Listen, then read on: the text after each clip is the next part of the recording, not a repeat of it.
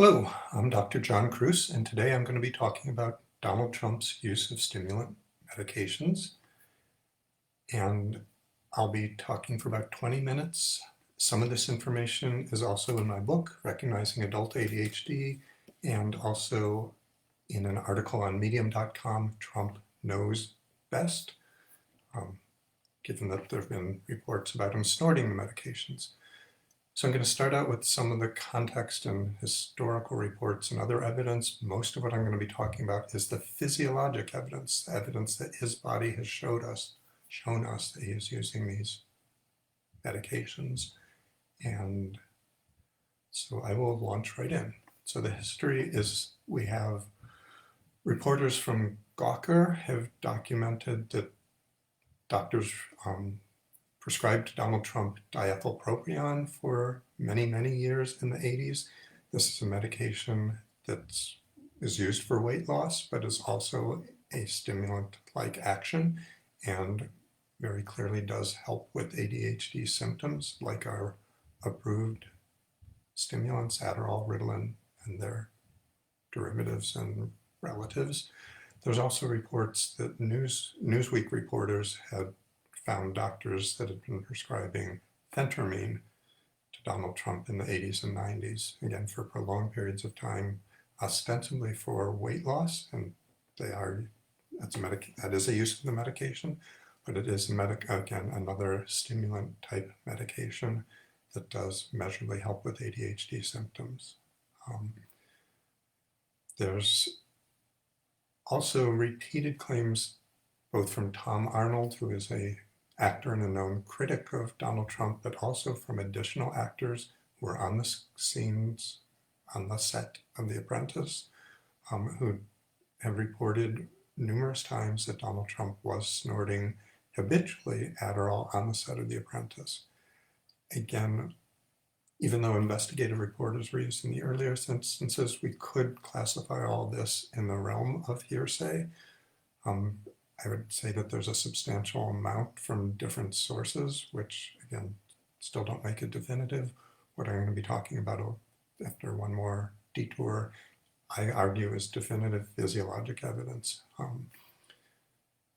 So the other two snippets of evidence, there's famous pictures of him sometime since he's been in the Oval Office, inadvertently revealing a drawer full of cold medicines that were specifically, the claim is, obtained in Britain, where the decongestant is a much stronger component than what's been banned in America, because the decongestant component is a stimulant medication.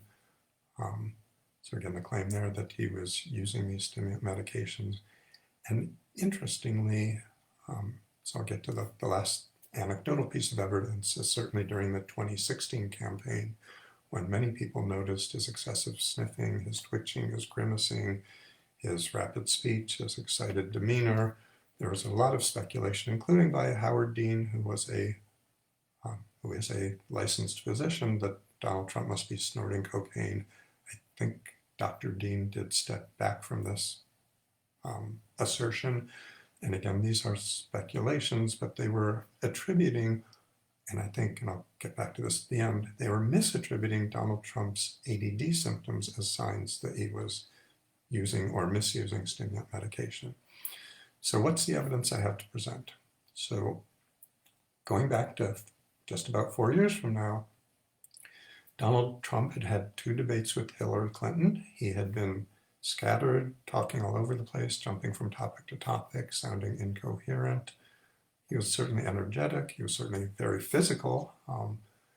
But people were saying, if this guy doesn't get it together and start acting presidential, he doesn't have a chance of winning the election. And then during the 3rd debate with Hillary, numerous observers, both on the left and the right, complimented him that he was almost coherent for at least the first hour of the session, that thoughts were following thoughts, he was speaking in sentences. And there was a lot of recognition that he had changed his baseline level of behavior. He had acted more presidential. And when I looked at what his performance during the debates, and I've since gone back and specifically measured things, what I noticed was that he was not only speaking much more coherently, and someone with ADHD, which again, previous talks I have here have documented, he meets the full criteria very robustly. He has it to a severe extent. Someone with ADHD, if they are really working on it and really focusing, could be more coherent. So it could be, even though stimulants could be helping him to be more coherent, it could just be the importance, the stakes at hand, and that he was really working and focusing on it. However, what I noticed, and I'll get to the numbers in a minute because I measured it, not only was he talking more coherently, but simultaneously his gestures were greatly reduced. Now, someone with ADHD can focus on their speech, but if they're doing so, their gestures are going to tend to be less controlled because they're so busy trying to focus and contain what's coming out of their mouth. On the other hand, if they're sitting on their hands, literally or figuratively, trying not to be hyperactive and restless and gesturing and fidgeting and eyebrow twitching and torso twisting and the other actions he engages in, if you're putting your energy into controlling that, it's extremely difficult to also simultaneously be controlling your speech. And so again, the very fact that his speech was more coherent and his gestures were reduced was highly, to me, convincing evidence he was using stimulants or some agent to achieve that fact. But the kicker, or the eye-opening piece of data, is looking at his pupils. So one of the effects of stimulant medication is to dilate your pupils. And in the first two debates, Donald Trump's pupils are tiny. And in the third debate, his pupils are huge. So we have the confluence of three different physiologic things. So brain behavior in terms of coherence of speech is changing. We have his going from incoherent to more coherent. We have gestures going from extremely excessive to much more moderated. And we have pupils going from pinpoint to hugely dilated. And so the data I collected, I took video shots at least of three different points during each of these three debates, both of Hillary Clinton and of Donald Trump, to measure pupillary diameter. And given the cameras are different lengths and from the screen, what I did was take a measure of pupil diameter relative to the diameter of the iris. And in Donald Trump, the first two debates, pupils are 15% dilated, going to 45%. They're going from pinpoint to covering half of his eye. Hillary, in contrast, went from 12% to 10%, essentially unchanged in these different conditions. Donald Trump's gestures went from 42 gestures, and what I counted were any movements greater than 10 centimeters of head, body, torso. He's gesturing almost once a second to about 13 gestures a second, or a minute in the last debate, so about one every 4 or 5 seconds.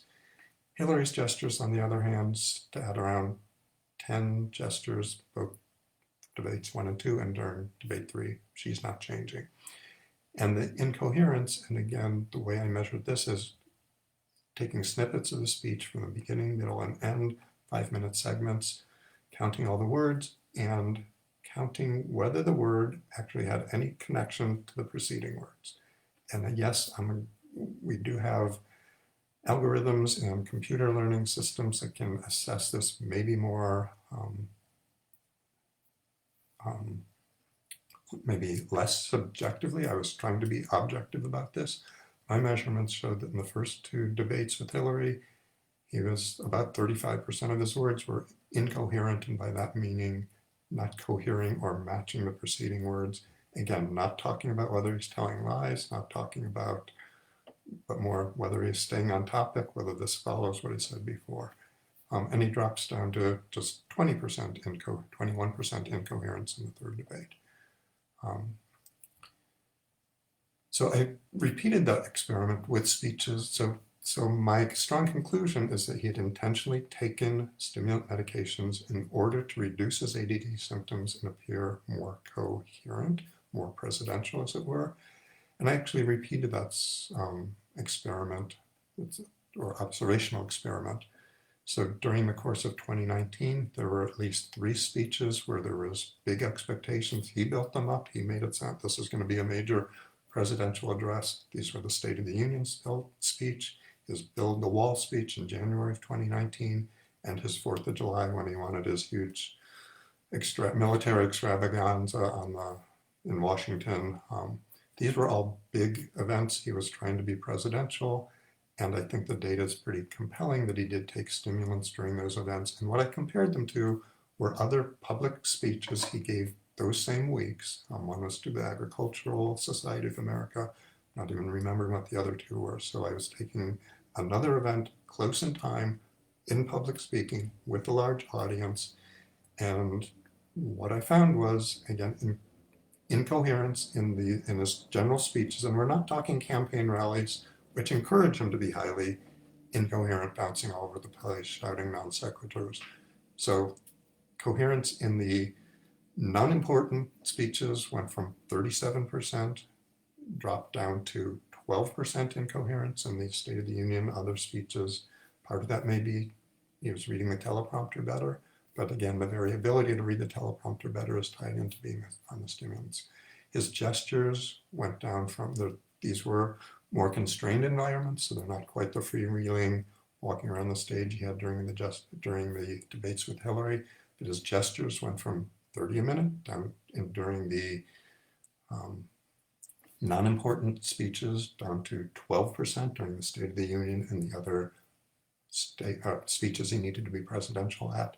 And his pupils, again, did what they did during the debates with Hillary. They went from 10% pinpoint pupils during these non-important speeches he gave to 40% during the important speeches. I'm going to talk a little bit about, so people said, well, don't lots of things cause pupils to dilate? Doesn't light affect your pupils? So that's one reason I use Hillary Clinton as a standard in the first set of debates. Again, Hillary's pupils, constant across the 3 debates. Donald Trump's pinpoint, huge when he needs them to be, when he's taking stimulants, needs to be presidential. And during some of the other State of the Union speech, you can see him standing with Nancy Pelosi, with Michael Pence, within feet of him, presumably getting pretty close to the same lighting. Their pupils are pinpoint and his are dilated. Well, you might say maybe he's a little more sensitive or something else is going on that his pupils are dilated.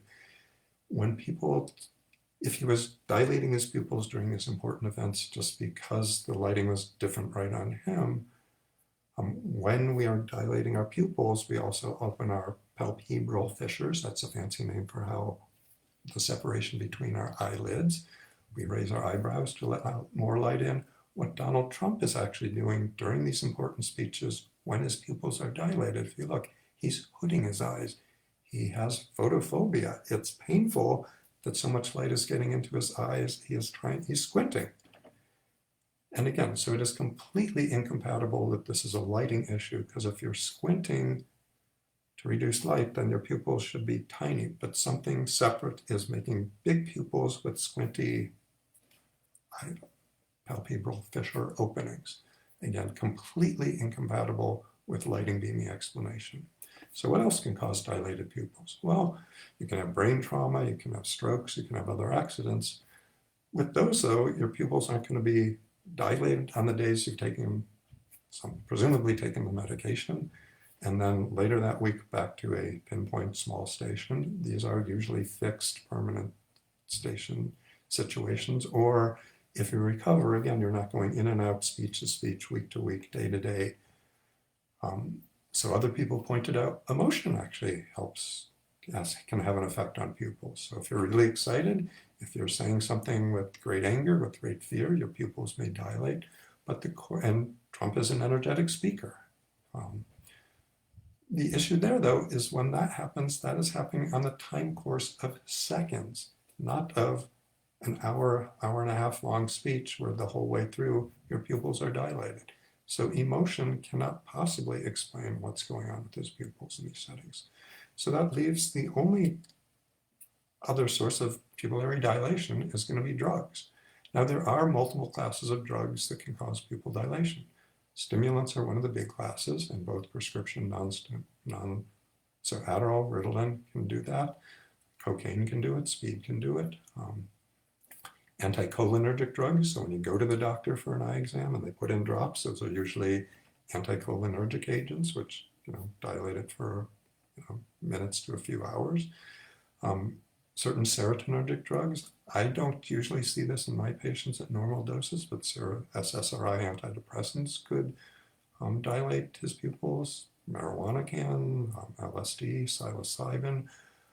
However, again, we are noting pupillary dilation at the very same time this man is reducing his gesturing and speaking more coherently. The only class of drugs that's going to do this, particularly in the setting of someone with ADHD, are the stimulant medications. Now, I'm not saying I know which stimulant medication. I'm not saying I even know whether they're legal medications or not legal medications. I don't know whether he's snorting it or taking it orally, but I would argue this is, and I've talked with ophthalmologists, neurologists, psychiatrists, internists. No doctor, no physician, no researcher I've talked to has come up with any other possible class of medications that would have these three different effects on Donald Trump during these points of time. So the interesting thing is that other people have noticed Donald Trump's pupillary dilation at State of the Union and other speeches, and almost all the online chatter, I think, is completely backwards and completely has the story wrong. They wind up attributing his, what I'm saying, ADD symptoms to this stimulant medication he's taking that time. So they see him, yes, he's doing better than usual, but he's still scattered. He's still meandering all over the place. He's still gesturing and twitching. He still can't sit down. And they're doing what I see lots of pharmacologists do. They see my patients with ADHD who are manifesting their ADHD symptoms of restlessness, excessive talking, jumping from point to point, being impulsive, and they're thinking, this person's already on drugs. I don't want to give them stimulant medications. So I think the judgment, and it's certainly not all pharmacologists, but it is certainly pervasive, not just in San Francisco, across this country anyway, that many pharmacologists have this misconception that this person who's coming in is already high on stimulants and they don't need any stimulants. Again, in the setting of ADHD, the stimulants help the person's speech be more focused. They help reduce the excessive gesturing, and they'll dilate pupils. And not just to trash the pharmacologists, even many hospital settings, including inpatient psychiatry settings, if they see someone with ADHD who's bouncing off the walls, they are usually extremely reluctant to provide stimulants in the hospital setting when someone's being hospitalized, maybe for a depressive crisis co-occurring with their ADHD. And I understand some of the reasons, some of the precautions, that they're worried the drugs may be diverted to other people on the ward. But it's amazing, even in my own field, it's so easy to confuse the signs of stimulant intoxication with being on ADHD, and there's so little appreciation for the power of helping someone appear either more presidential or at least more calm, present. So again, it's just astonishing how often so many people, even people who should be informed, get it wrong. It's not surprising that the general population would know, yeah, stimulants hype people up. Donald Trump looks hyped up. He must be taking stimulants to hype himself up. Again, I argue his ADD symptoms are pervasive. They've been there for decades. They've been there in any situation you look at him in. We have a bunch more than just the motor symptoms of what's going on. And again, this is compelling evidence that I presented that on certain occasions, when he wanted to look presidential, he is taking some form of a stimulant medication.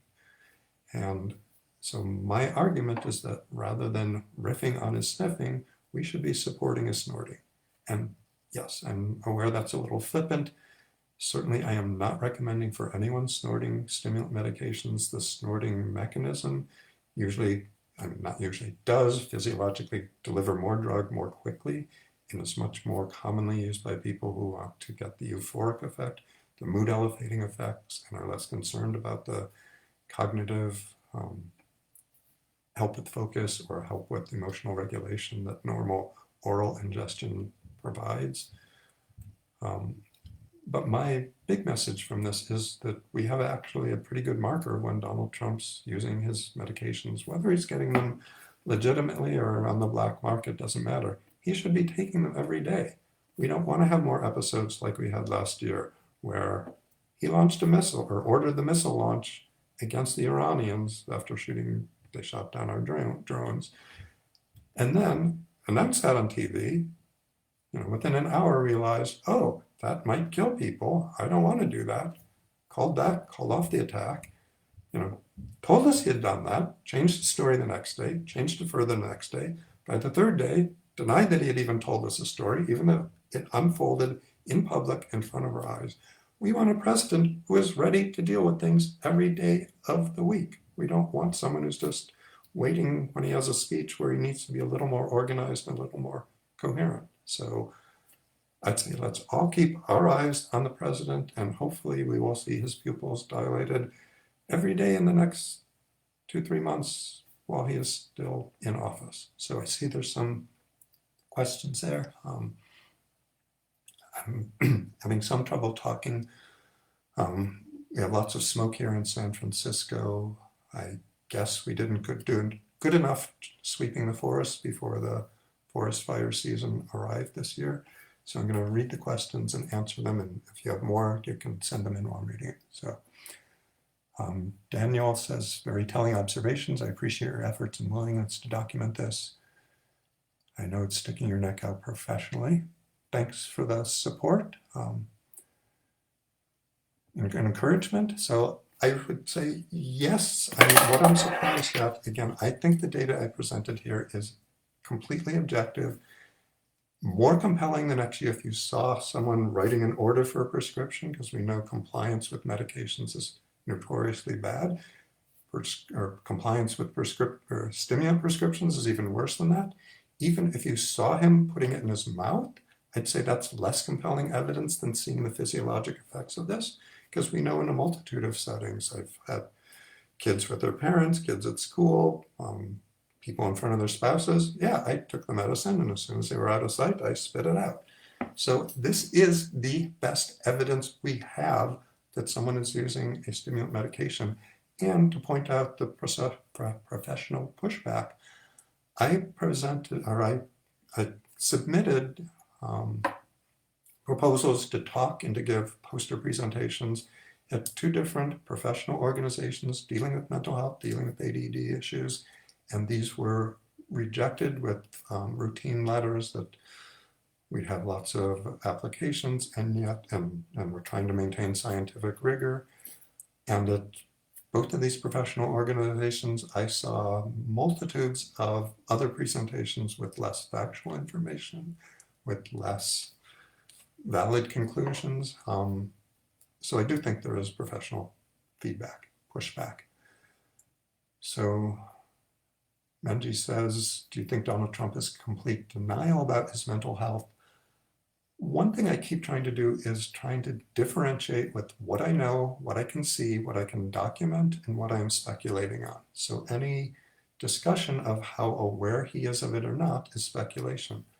I would argue it's pretty hard to say that he's in complete denial and knows nothing that's going on, and the fact that he is taking stimulants before some important events. Now, it's possible some of his aides know what's going on, and the doctor said, here, slip him this and this in his drink before he gives this speech. I mean, I have to believe the likelier conclusion is he is aware that certain medications, again, I don't know which stimulants he's taking, but certain medications make him conform more to societal norms, to appear more presidential, and he is taking them with intentionality. Whether he knows it's helping specifically with ADHD, he certainly hasn't commented on that, and I'm not expecting him to. So that's where I'll end on that. So the question is, do I think he uses stimulants simultaneously because of other health issues? I mean, one of the other FDA-approved uses for some of the stimulant medications has been weight control. Clearly, this is a man who needs help with weight control. Again, if he's taking it for that purpose, he needs to be taking it more regularly. And clearly, actually, I'm a much stronger proponent of diet, exercise, healthy lifestyles rather than medications, most of which only have short-term effects on helping with weight control. In terms of other medical reasons, I'm not aware of any health conditions he has where stimulants would be a helpful effect. Again, given his obesity, given his sedentary lifestyle, given his poor dietary habits, he's certainly at risk for hypertension. And one of the potential common health side effects of the stimulants is to increase blood pressure. So if anything, it's probably not helping other health issues for him.